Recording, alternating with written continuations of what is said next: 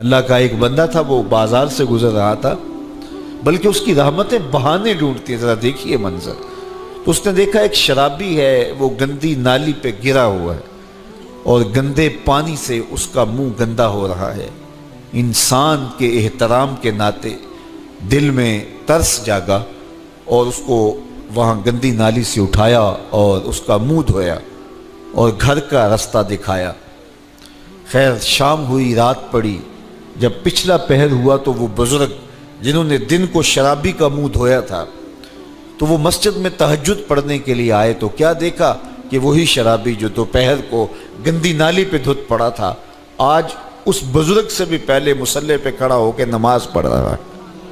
تو بڑی حیرت ہوئی کہ یہ تو وہ دن والا شرابی ہے اور میں نے آج اس کا منہ دھویا تھا، نشے میں دھت پڑا تھا.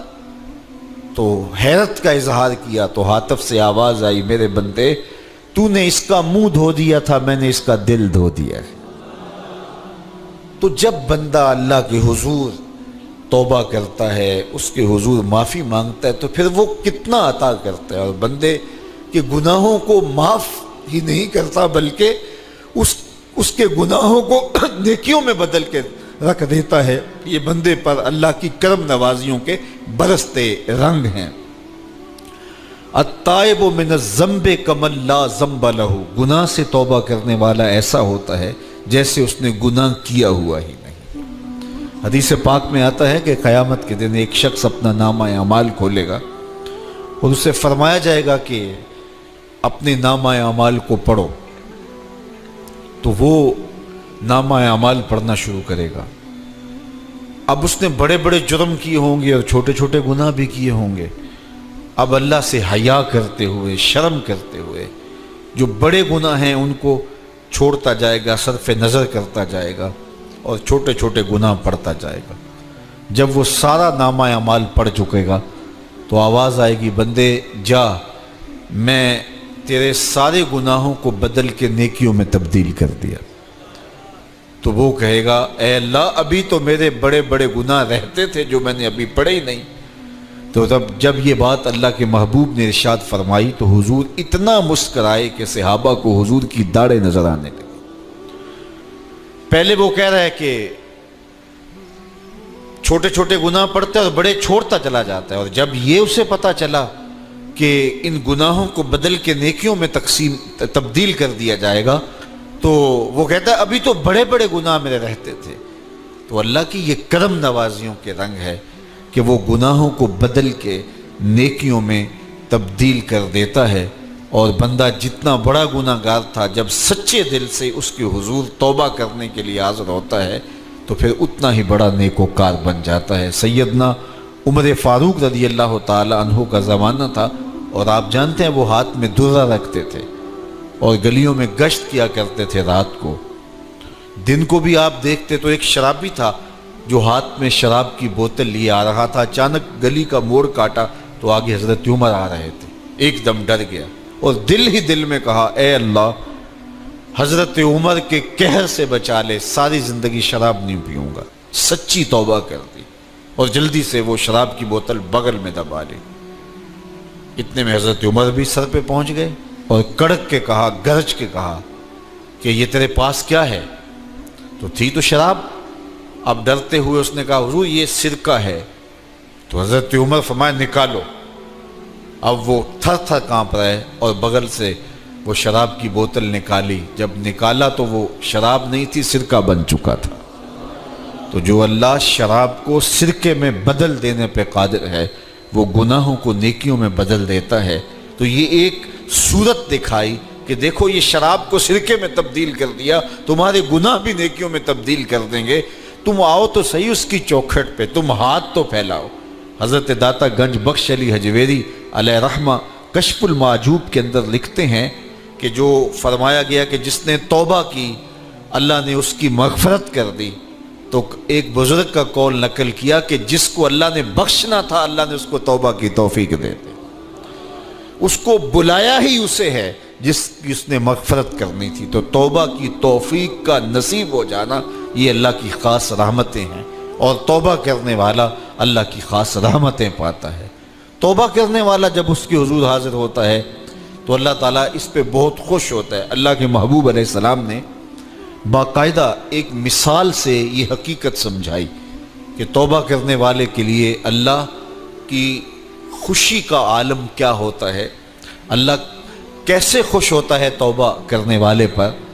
تو حضور نے ارشاد فرمایا ایک بندہ لمبا سفر کر کے اور صحرا کے اندر ایک لمبے سفر پہ تھا، تو راستے کے اندر اس نے چند لمحوں کے لیے سستانے کے لیے، دوپہر کاٹنے کے لیے ایک درخت کے ساتھ اپنا جانور باندھا اور خود سو گیا۔ اس کا خیال تھا چند لمحوں کے لیے آنکھوں کی نیند نکالوں گا اور آگے بڑھ جاؤں گا، اس لیے اس نے سامان بھی، سواری اونٹ کے اوپر جو لدا ہوا سامان تھا، اس میں کھانا تھا، پینا تھا، دیگر ضروریات کی چیزیں تھیں، تو وہ بھی نہیں اتارا، کجاوے پر ہی پڑا رہا کہ چند لمحوں کے لیے میں نے کمر سیدھی کرنی اور آگے چلے جانا ہے۔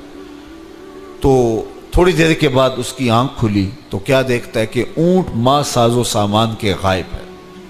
تو صحرا میں اونٹ کا گم جانا زندگی گم جانے کے مترادف ہے۔ تا حد نظر نہ کوئی آبادی، نہ کوئی انسانی وجود، تو پھر زندگی نہیں، موت کے منہ میں اپنے آپ کو دھکیل لینا ہے جنگل میں اگر آپ کے پاس کچھ باقی نہیں بچتا ہے۔ تو اس نے دیکھا کہ سواری غائب ہے، سواری غائب ہے تو اس کے اوپر جو سامان تھا وہ بھی غائب ہے، تو وہ دائیں بائیں بھاگا دوڑا اس خیال سے کہ میں جو ہے وہ اپنی سواری کو تلاش کر لوں، لیکن سواری نہیں مل پائی۔ تو پھر وہ دوبارہ آیا اور اسی جگہ بیٹھ گیا، اب موت کا انتظار کرنے لگا۔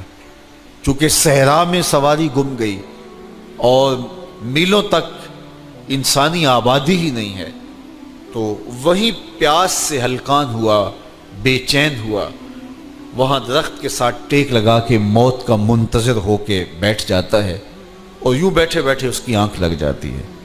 اچانک اس کی آنکھ کھلتی ہے تو کیا دیکھتا ہے کہ اونٹ ماں ساز و سامان کے پاس کھڑا ہے۔ تو اونٹ کا ملنا زندگی مل جانا تھا، تو وہ اتنا خوش ہوا، اتنا خوش ہوا کہ خوشی سے اس کی زبان بل کھا گئی۔ وہ کیا کسی نے کہا نا کہ جب بھی تیری قربت کے امکان نظر آئے ہم اتنے خوش ہوئے کہ پریشان نظر آئے۔ تو کہنا تو یہ تھا کہ اے اللہ تو میرا رب اور میں تیرا بندہ، لیکن وہ خوشیوں کے ہجوم میں درک گیا اور کیا کہتا ہے، اللہم انت عبدی وانا ربک، اے اللہ تو میرا رب، تو میرا بندہ اور میں تیرا رب۔ تو اس قدر وہ خوشیوں میں درک گیا کہ اس کو اپنی زبان پہ قابو اور کنٹرول نہ رہا۔ کسی کے آنے سے ایسے ہوش اڑے ساقی کے، شراب سیخ پہ ڈالی اور بوتل میں کباب۔ تو کہتا ہے اللہم انت عبدی وانا ربک، تو میرا بندہ اور میں تیرا رب۔ تو یہ اس کی زبان قابو میں نہ رہی اور وہ بل کھا گیا، خوشیوں کا ہجوم ایسا ہوا۔ تو اللہ کے محبوب نے یہ مثال بیان کرنے کے بعد ارشاد کیا، مجھے بتاؤ اس بندے کو کتنی خوشی ہوئی کہ زبان پہ قابو نہیں، جذبات پہ کنٹرول نہیں، کہنا کچھ ہے بول کچھ رہا ہے۔ تو صحابہ نے عرض کی حضور بہت خوشی ہے۔ تو فرمایا جس طرح یہ بندہ اونٹ کے ملنے پر واپس آنے پہ خوش ہوا، حتیٰ کہ خوشیوں کے ہجوم میں اس کی زبان بھی قابو میں نہیں رہی، یہ بتا رہا ہے خوشیوں کے وفور کا عالم اور مسرتوں اور جو ہے وہ خوشیوں کی کثرت کا عالم بتا رہا ہے۔ تو فرمایا یہ بڑا خوش ہوا جب کوئی بندہ پلٹ کے مالک کی دہلیز پہ آتا ہے، اللہ اس سے بھی زیادہ خوش ہوتا ہے کہ میرا بندہ میری چوکھٹ پہ آ گیا۔ تو پھر اللہ یہ نہیں دیکھتا کہ اس کے گناہ کتنے ہیں، سمندر کی جھاگ کے برابر بھی گناہ ہو تو معاف کر دیے جاتے ہیں، اس لیے کہ میرا بندہ پلٹ کے میری چوکھٹ پہ آیا ہے۔ تو توبہ اللہ کو محبوب ہے، اللہ کو مطلوب ہے، اللہ کو چاہیے کہ بندہ اس کے حضور آئے اور پھر اللہ جل شانہ اس کی مغفرت و بخشش فرما دیتا ہے۔ یہ موسم نور کے موسم ہے، عام دنوں میں بھی توبہ کرو، دن میں کرو یا رات کو کرو، کسی بھی مقام پہ توبہ کرو، اللہ معاف کر دینے والا ہے۔ لیکن یہ خاص ایام تو ایسے ہیں کہ اللہ کی رحمتیں بندوں کو معاف فرما دیتی ہیں، اور اگر کوئی توبہ کا جو ہے وہ دامن پکڑ کے آ جائے، اس کے حضور حاضر ہو جائے، تو پھر اللہ تعالیٰ جل شانہ بندوں کی خطائیں بھی معاف کرتا ہے اور ان کے گناہوں کو بدل کے نیکیوں میں تبدیل کر دیتا ہے۔ خوش نصیب ہیں وہ لوگ جو ان بابرکت ایام میں اپنی بخشش کا سامان کر لیتے ہیں، اور ان سے بڑا بدبخت بھی کوئی نہیں جو ان سہانے موسموں میں بھی پیاسے رہتے ہیں اور ان موسموں میں بھی ان کی بخشش و مغفرت نہیں ہو پاتی۔ رت سہانی ہو، موسم اچھا ہو، تو مجھے بتاؤ کہ جو اس موسم میں بھی اپنے آپ کو محروم رکھے تو اس سے بڑی بد نصیبی کیا ہوگی۔ اللہ کے محبوب علیہ السلام نے منبر کی تینوں سیڑھیوں پہ قدم رکھتے ہوئے آمین آمین پکارا، تو حضور علیہ السلام سے عرض کیا گیا یا رسول اللہ صلی اللہ علیہ وسلم، ہر سیڑھی پہ قدم رکھتے ہوئے آپ نے آمین کہا، تو آپ نے کس بات پہ آمین کہا؟ فرمایا جبریل امین حاضر خدمت ہوئے اور انہوں نے کہا اس شخص کی ناک خاک آلود ہو جو ماہ صیام رمضان المبارک کو پائے اور اپنی بخشش نہ کروا سکے۔ تو میں نے اس پہ آمین کہا کہ اتنا مقدس مہینہ نصیب ہو، اتنا سہانا موسم آئے اور وہ پھر جہاں کھڑا تھا وہی کا وہی کھڑا رہے۔ میں اور آپ اپنا محاسبہ کر سکتے ہیں۔ موسم رحمت اور فصل نور رمضان المبارک اپنا آدھا سفر طے کر چکا ہے، یہ مبارک مہینہ آدھا سفر اس کا بھی باقی ہے۔ تو میں اور آپ ذرا اپنے آپ کو اپنے ضمیر کی عدالت میں کھڑا کر کے اپنے آپ کو دیکھ کر کے دیکھیں، سوچیں کہ ہم نے ان 15 دنوں کے اندر کتنا سفر طے کیا۔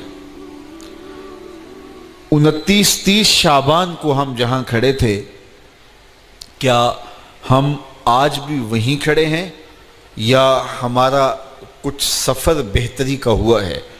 اور اگر ہم وہیں کے وہیں کھڑے ہیں تو پھر ابھی وقت ہے ہم بقیہ 15 دنوں میں اللہ کی رضا جوئی کے لیے کوشاں ہو جائیں، ورنہ کتنی بڑی وعید ہے۔ جبریل دعا کر رہے ہیں اور اس پہ حضور آمین کہہ کے مہر لگا رہے ہیں، اس شخص کی ناک خاک آلود ہو جو ماہ صیام کو پائے اور اپنی بخشش نہ کروا سکے۔ مجھے اور آپ کو پتہ ہے کہ ہم کہاں کھڑے ہیں۔ بل الانسان علی نفسہ بصیرہ ولو القی معاذیرہ، انسان خود اپنے آپ کو جانتا ہے کہ میں کہاں کھڑا ہوں، وہ اپنے آپ کو خود دیکھتا ہے۔ ایک تو فیصلہ قیامت کے دن ہوگا، نامہ اعمال تولے جائیں گے اور نامہ اعمال کے تلنے کے بعد پتہ چلے گا نیکیاں کتنی ہیں اور برائیاں کتنی ہیں۔ لیکن ایک ہم اپنے ضمیر کے اندر ترازو گاڑ کر کے اپنے عمل تول سکتے ہیں اور ہمیں پتہ ہے ہم نے نیکیاں کتنی کی، ہمیں پتہ ہے ہم نے برائیاں کتنی کی۔ جو نیکیاں کی ان میں اللہ کی رضا کے لیے کتنی کی، لوگوں کے دکھاوے کے لیے کیا کیا، خواہش نفس کے لیے کیا کیا، لوگ اس کو نیکی سمجھتے رہے لیکن ہم تو سمجھتے ہیں وہ نیکی ہے کہ نہیں ہے۔ اس طرح جو برائیاں کی وہ تو برائیاں ہیں۔ تو میں اور آپ اپنے ضمیر کی عدالت میں ترازو گاڑ لیں اور اپنے اعمال کو ابھی تول لیں۔ فرمایا گیا حاسبو قبل ان تحاسبو، قبل اس سے کہ تمہارا حساب کیا جائے تم اپنا حساب پہلے ہی کر لو۔ تو اپنے اندر کی ستھرائی، اپنے اندر کی پاکیزگی